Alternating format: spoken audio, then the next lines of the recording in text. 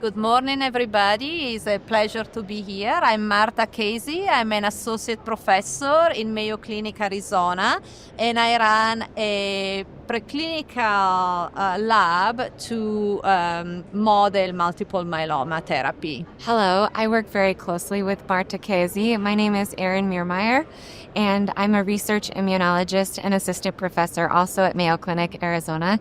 And we're just very grateful to be here to share some of our insights and our new research with you today. It's been very interesting attending the ASH meeting this year so far and see how much focus and how much discussion there is around clinical problem of trying to understanding why about 40% of myeloma patients unfortunately fail to respond to, in particular, to this bispecific antibody therapy that is otherwise very effective. I like to think that our lab, through the use of a very controlled system, a model system and study, can really help to figure out what is the reason of this primary resistance, why patients do not respond to this otherwise effective therapy, what's the reason that drive the resistance, and what are the mechanisms that we can use to overcome it. And so this is where the contribution of Erin comes, and she can tell us what she has done in the lab so far and what she has discovered. So we have two main stories to share with you today that are new research using our preclinical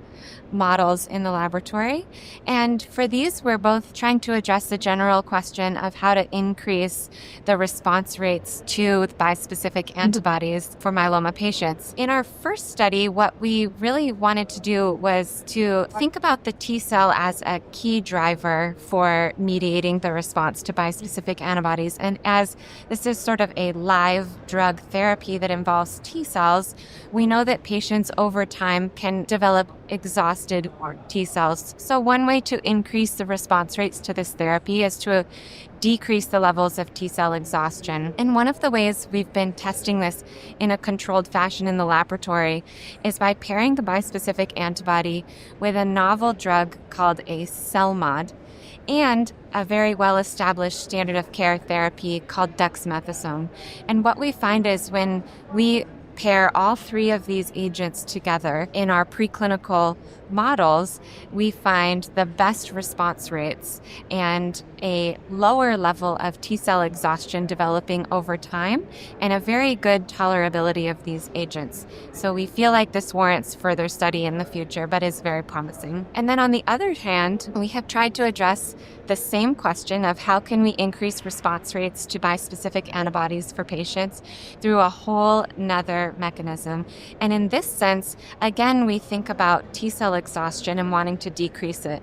But we had a very surprising and unexpected finding in the laboratory a few years ago that we've been working very hard to follow up on since. And what we found is when we pair cytoxin, which is a DNA alkylating agent, with a bispecific antibody. So cytoxin, we know, works through lymphodepleting mechanisms. When we use an optimized dose of this, we actually are just targeting the T cell populations that are more exhausted over time with a bispecific antibody and just getting rid of them. And what happens at the same time when you get rid of the exhausted T cells, it creates space in the immune niches of the body for more refreshed, what we call naive T cells to come in, and they are actually better at responding to the bispecific antibody therapy. So in a way, we're refreshing the T cells over time. And again, we're doing this in controlled studies in animal models in the laboratory and are very excited to follow up on the very promising results we see so far. One of the most exciting part of this study is that getting rid of the exhausted T cells and reinvigorating a pool of naive T cells, what we managed to do is actually boost what we call is an endogenous immunological memory. So not just the combination therapy we have used, was effective in depleting the tumor upon initial treatment, but also created this immunological memory, so that we created these patrolling T cells that are ready to be re-engaged in case that the tumor cells won't start growing again, and so prevent relapse. And so I think this is what really going to be the essential and the key element for a cure for myeloma patient, is really not just removing the tumor, but actually boosting this endogenous immunity that can prevent future relapse. And then the final aspect of our study that I'll add on to that, as Marta was saying, we feel like we've created this more refreshed population of T cells that can patrol the body. We have taken it a step further and tested the addition of a checkpoint inhibitor in our model system and found that these T cells are optimally ready to respond to a checkpoint inhibitor, and that this was completely well tolerated in our model system as well. And so we know that the checkpoint inhibitors thus far haven't shown single agent activity in myeloma patients, but we think that in this setting they might be optimally combined with a bispecific antibody.